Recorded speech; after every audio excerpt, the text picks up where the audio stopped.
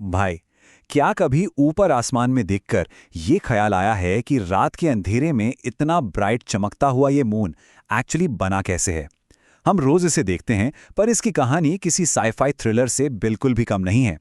आज के इस विश्लेषण में हम इसी जायंट ग्लोइंग रॉक के सबसे बड़े स्पेस सीक्रेट्स को अनकवर करने वाले हैं।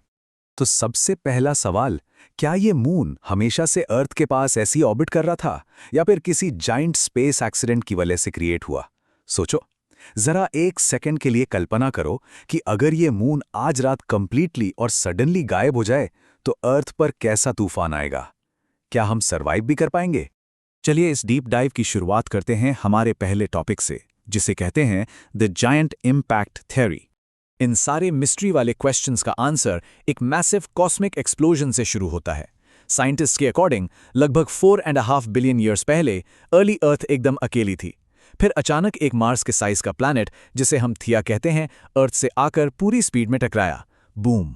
इम्पैक्ट इतना पावरफुल था कि ह्यूज अमाउंट में ग्लोइंग लावा और रॉक्स डायरेक्ट स्पेस में उड़ गए।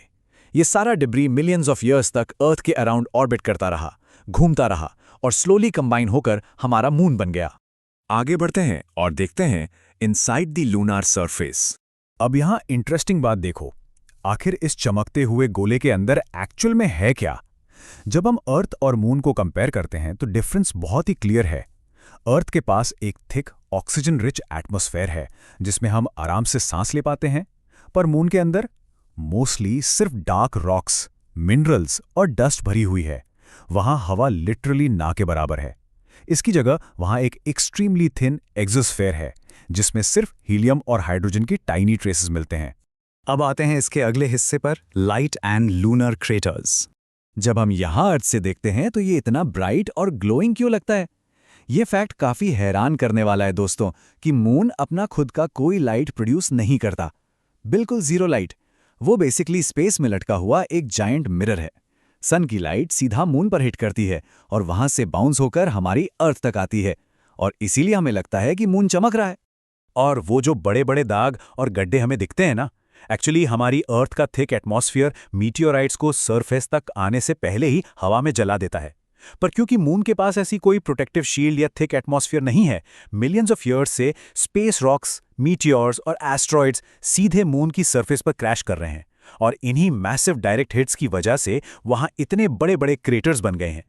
तो इसके बाद हमारा नेक्स्ट क्वेश्चन आता है, कैन लाइफ सर्वाइव देयर? जब वहां कॉन्स्टेंटली इतने कोलिजन्स हो रहे हैं और एनवायरनमेंट इतना एक्सट्रीम है, तो सवाल उठता है कि क्या कोई एलियन लाइफ वहां है, या ह्यूमंस वहां इजीली सेटल हो सकते हैं? सच्चाई कुछ ऐसी है कि अभी तक किसी भी लिविंग क्रिएचर का वहां कोई प्रूफ नहीं मिला है। इसके 3 मेन रीजंस हैं। पहला, वहां सांस लेने के लिए ब्रीदेबल ऑक्सीजन नहीं है। दूसरा, वहां अर्थ जैसे लिक्विड वाटर वाले ओशंस भी नहीं हैं। और तीसरा, वहां टेम्परेचर इतना एक्सट्रीम होता है कि बिना हेवी स्पेस सूट्स और स्पेशल हैबिटेट्स के कोई भी सर्वाइव भी नहीं कर सकता। चलिए, अब इस पजल के सबसे जरूरी हिस्से को देखते हैं, earth's natural space partner. Actually moon सिर्फ एक डेड एम्प्टी स्पेस रॉक नहीं है। ये हमारी अर्थ का एक वाइटल प्रोटेक्टर और सबसे बड़ा नेचुरल पार्टनर है। मून की ग्रेविटी ही वो फोर्स है जो हमारे ओशंस में टाइड्स यानी समुद्री लहरें क्रिएट करती है। इसके बिना ओशन कंप्लीटली स्टिल हो जाएगा। पर सबसे इंपॉर्टेंट बात, ये हमारी अर्थ की रोटेशन को स्टेडी और परफेक्टली स्टेबल रखता है, जिसकी वजह से क्लाइमेट और सीजन्स का बैलेंस मेंटेन रहता है। अगर ये अचानक गायब हो जाए तो अर्थ अपने एक्सिस पर वॉबली हो जाएगी और एक्सट्रीम वेदर आएगा। अब एक ऐसी ट्रिक देखिए जो मून बिलियंस ऑफ ईयर्स से प्ले कर रहा है।